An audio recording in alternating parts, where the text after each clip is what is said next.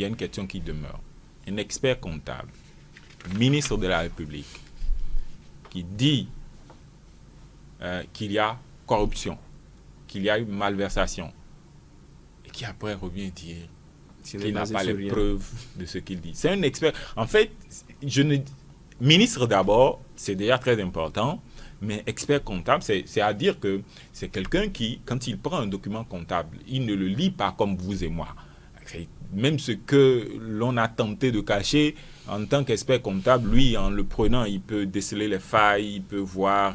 Donc, ce que celui-là dise avec autant de conviction, parce que en l'écoutant parler, ce n'est pas quelqu'un qui doutait de sa parole. Peut-être que j'ai fait une mauvaise appréciation des images que moi j'ai reçues, mais j'ai suivi à plusieurs reprises.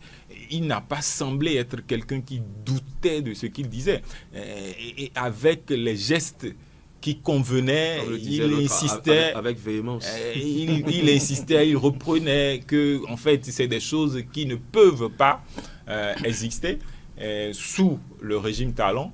Même si il a semblé confondre le parti au gouvernement, le BR.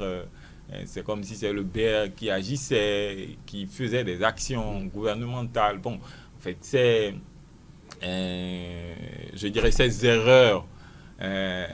Bon, pour moi, est-ce que c'est tout ça mis ensemble? En fait, est-ce que tout ça mis ensemble pourrait dire que, bon, il a manqué de lucidité, que les querelles internes, ou sinon que les guerres de leadership internes ont eu raison de lui, je ne sais pas. Mais ça reste quand même énigmatique. À vous entendre, on a l'impression que vous pensez que ce qui a fait reculer Paulin Akpona sur cette affaire, ce n'est pas forcément le manque de preuves, mais c'est forcément autre chose qui se trouve ailleurs. Non, ça peut être même le manque de preuves. Je ne dis pas forcément que ça ne soit pas un manque de... Ça peut être un manque de preuves. Parce que les preuves que vous avez et que vous ne pouvez pas exhiber, vous ne les avez pas. D'accord? Mais la question c'est comment un expert comptable arrive à faire une telle déclaration et qu'il dise après qu'il n'a aucune preuve qui sous-tend ça. Ça laisse à désirer. Maintenant, ça c'est aussi mon avis personnel. En politique, ce n'est pas tout ce qui est vrai qu'on peut prouver. Ça reste mon avis personnel. En politique, ce n'est pas tout ce qui est vrai qu'on peut prouver. Oui. Alors, Gabin, est-ce que vous en faites la même lecture? Non, je fais une lecture à deux niveaux. C'est-à-dire, la première, la démarche du Haut Commissariat à la prévention de la corruption tout à fait normale. Comme l'a reconnu Prudence, c'est une institution chargée, n'est-ce pas, de démêler en quelque sorte les écheveaux, c'est-à-dire de faire en sorte que les actes de corruption qui ne sont pas révélés soient mis à nu et que les auteurs soient subséquemment poursuivis et traduits devant la justice pour répondre, n'est-ce pas, de leurs actes. Eh bien, dans ce cas de figure, eh bien, on ne peut pas mettre en place là une institution qui, bientôt, le 22 juillet prochain, fera un an. Ça fait un an que Jacques Migra a officiellement prêté serment. Je pense que c'est une institution qui n'a pas démontré jusque-là son utilité. C'est-à-dire, on ne l'a pas vu au devant d'un dossier véritablement décelé ou détecté par l'institution pour montrer à la face de Béninois que, bon, ça travaille de l'autre côté. Donc, on a comme impression que ça ne bouge pas. Peut-être que le dossier Paulin est en train de leur donner de la matière. On va espérer que véritablement les choses soient mises au clair pour que on sache véritablement situer les responsabilités. Par rapport à ce que Prudence a dit, il a carrément évoqué un peu la gravité des propos de l'autorité ministérielle qui était Paulin Akpona, même si il a semblé mélanger les pinceaux entre sa posture de ministre et celle de militant du parti Bloc républicain, ce qui était suffisamment grave. En tout cas, il aura appris à ses dépens qu'un ministre, ça ne bavade pas n'importe comment. Un ministre, ça ne dit pas tout. Eh bien, il aura appris à ses dépens à travers ce limogeage-là. Donc, son repenti ou bien ses excuses qu'il a présentées n'enlève rien au caractère assez grave des propos qu'il a tenus.